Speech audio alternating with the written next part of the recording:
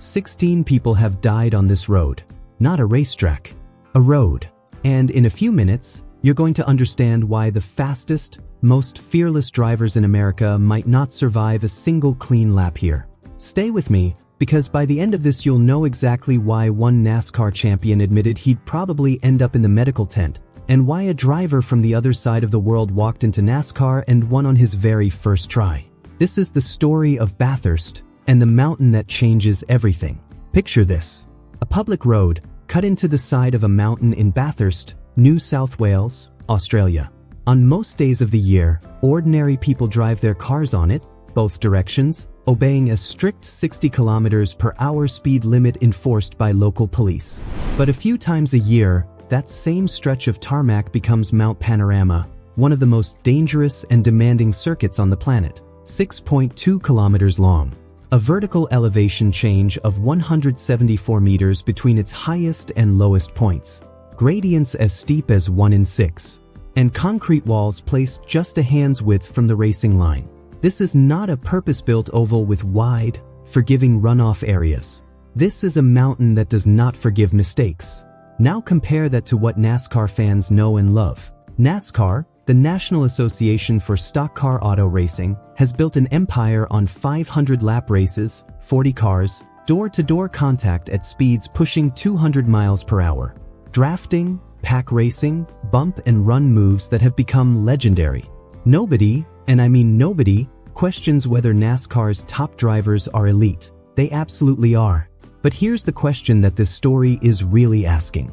What happens when you take that same elite talent, forged on ovals, and drop it onto a mountain circuit that was never designed with drafting, pack racing, or safe walls in mind? Let's start with the machines themselves, because the differences begin right there under the hood. A NASCAR Next-Gen car weighs around 3,200 pounds and produces up to 670 horsepower. It runs a sequential 5-speed gearbox, and critically, that gearbox includes automated rev matching.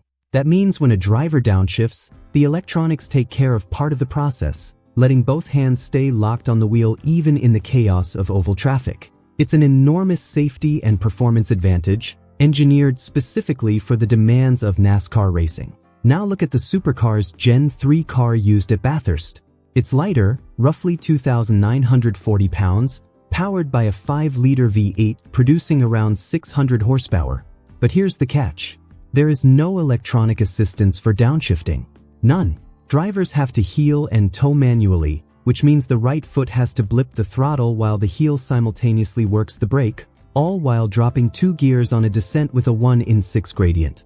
Get that timing wrong, even slightly, and the rear of the car can lock up instantly. And remember, this isn't an oval where a spinning car slides harmlessly into gravel. At Bathurst, a mistake like that often ends at a concrete wall. This isn't just theory. Austin Cindric, the 2022 Daytona 500 winner, actually put this to the test. He prepared for a supercars appearance with Tickford racing ahead of the Adelaide finale, and afterward, he was refreshingly honest about the contrast. Talking about the Gen 3 Mustang compared to his NASCAR machine, he said it drives a lot better, more downforce, a lighter car, grippier tires, all the things it does better. But then he said something that really tells you everything you need to know about the gap between these two worlds. He explained that he'd really had to talk himself into using the curbs the way supercars drivers do, because while it has a bigger effect on the driver, the car still stays gripped up. Whereas, in his own words, if he hit some of those curbs in a cup car, he'd be in the blue tent. That's the medical tent. A Daytona 500 winner, admitting that the techniques which are second nature to supercars drivers would put him in the infield care center in a NASCAR machine. He also admitted that a lot of what he expected did translate, that the prep work helped him understand the techniques and answer questions he'd had going in. But that one line about the curbs and the blue tent says it all. And that difference in tolerance for contact is really the cultural heart of what separates these two forms of racing. In NASCAR, using the wall is often a deliberate strategy. The bump and run is celebrated. Leaning on a rival's bumper, scrubbing off speed against a safer barrier, that's considered normal racecraft, part of the show. Bathurst offers almost none of that margin for error. Take the cutting, a pair of tight left-hand corners leading into a brutally steep exit. If a car spins there, it is notoriously difficult to recover, because the narrow space and steep gradient make it almost impossible to get going again without rolling backward down the mountain. This exact section was the site of a famous confrontation between drivers Marcos Ambrose and Greg Murphy, who collided during the 2005 Supercheap Auto 1000 after neither one would give way, partially blocking the entire circuit in the process. Then there's McPhillamy Park, a fast downhill left-hander that is completely blind because of a crest right before the turn-in point. Drivers have to commit to a corner they literally cannot see, with a concrete wall waiting for them on the exit if they get it wrong.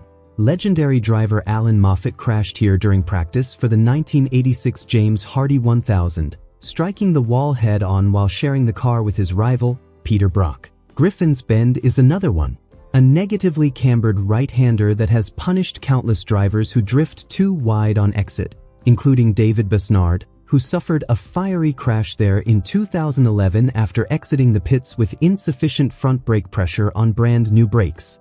And then there's Conrad Corner, which carries one of Bathurst's most painful stories. Back in the 1980 Hardy Ferodo 1000, Dick Johnson struck a large rock that had been dislodged from the spectator area while he was running in the lead, and it destroyed his car in an instant. One moment he's leading Australia's biggest race.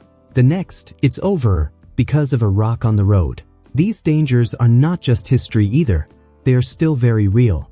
During qualifying for the 2015 Bathurst 1000, the defending champion, Chas Mostert, suffered a horrific crash after clipping a wall in the Forest elbow section. He fractured his left femur and his left wrist, and it ended his season on the spot. 7 track marshals were involved in that incident, 2 treated at the Circuit Medical Center, and 1 taken to hospital with a chest injury. His team principal, Tim Edwards, later revealed that Mostert's very first words to him in the medical center were, quote, "Thank God we signed that contract a couple of months ago." Fellow driver Jamie Whincup summed up the whole sport in one sentence afterward, saying it's never nice seeing an accident like that, and it's a reminder that their sport is dangerous, and at the end of the day they are strapped into missiles. And this wasn't even Mostert's first serious crash at the mountain. He'd already had one at Reed Park during his 2013 Bathurst debut. 2 years. 2 brutal accidents. Same circuit. Forest Elbow itself is one of the most technically demanding parts of the entire lap. A slow, descending left-hander with adverse camber, meaning the road surface actually tilts against the direction of the turn, fighting the driver the whole way through. And it leads directly onto Conrad Straight, the fastest part of the circuit, where supercars have been clocked at speeds close to 300 kilometers per hour. This corner has become closely tied to one driver in particular, Shane van Gisbergen, a 3-time supercars champion. Most drivers brake early there to settle the car before that nasty camber can throw it off balance. Van Gisbergen does the opposite. He carries the car into the corner with the rear already rotating, feeding in throttle while the car is still sliding, using that adverse camber to accelerate out of the corner instead of fighting it. And because Conrad Straight is so long, those tiny gains at corner exit compound massively by the time the car reaches the end of the straight. Here's where the story gets really interesting, because that exact skill set translated directly when Van Gisbergen made the jump into NASCAR. In July 2023, driving the number 91 Chevrolet for Trackhouse Racing's Project 91 program, he won the Grant Park 220 on the Chicago Street course, in his very first Cup Series start. He became the first driver to win in his NASCAR Cup Series debut in 60 years, since Johnny Rutherford did it. When asked afterward if he even believed victory was possible going into his debut, he said, quote, "No, of course not, but you always dream of it. Thank you so much to the Trackhouse team and Enhance Health Project 91. What an experience in the crowd out here. This was so cool. This is what you dream of. Hopefully I can come and do more." He also reflected on the strategy of the race itself, admitting that when the team fell back to 18th, he started to worry, but the racing stayed clean and respectful, and it turned out to be a lot of fun despite how tough it was. And Van Gisbergen hasn't stayed quiet about the reverse question either, whether NASCAR drivers could do what he did, but in supercars. Talking about Kyle Larson and Kyle Busch specifically, he said he would have loved to see how Kyle Busch went the year before in a supercar, that it would have been very difficult, but if he took it seriously, he probably would have done really well. He even mentioned hearing that Kyle Larson might actually attempt it, and said he'd love to help if they had any questions, because he'd genuinely be interested to see how they got on. According to journalist Bob Pockrass, Van Gisbergen has gone even further, suggesting that any driver ranked in the top 10 of the Supercars Championship would be capable of doing what he did in his NASCAR debut.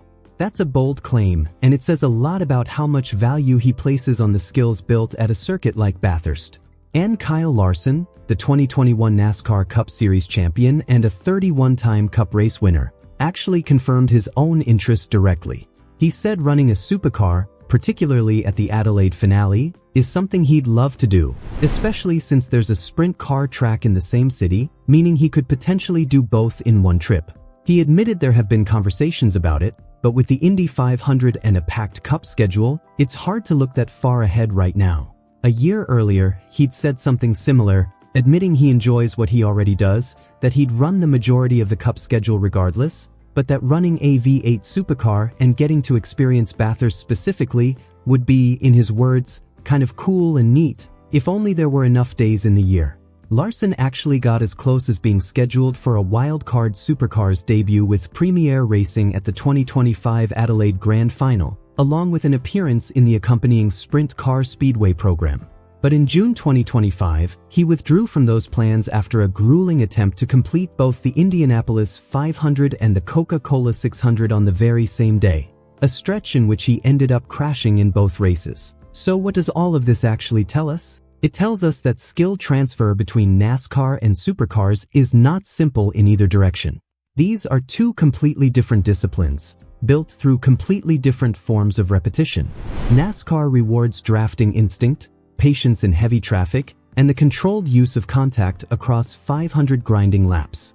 Bathurst rewards something else entirely, a driver's ability to trust adverse camber, to commit blindly into corners they cannot see, and to execute manual heel and toe downshifts on a gradient where one locked rear wheel can end an entire season in a single terrifying instant. Elite talent in one form of racing gives you a foundation. It does not automatically hand you competitiveness in the other. And that's not speculation. That's confirmed by real drivers who have actually attempted the crossover in both directions. One driver made the jump into NASCAR and won immediately, stunning everyone. Others have expressed genuine, serious interest in making the reverse journey, but as of right now, none of them have completed it under real race conditions. So the next time someone tells you that a great driver is a great driver no matter what they're strapped into, remember Mount Panorama.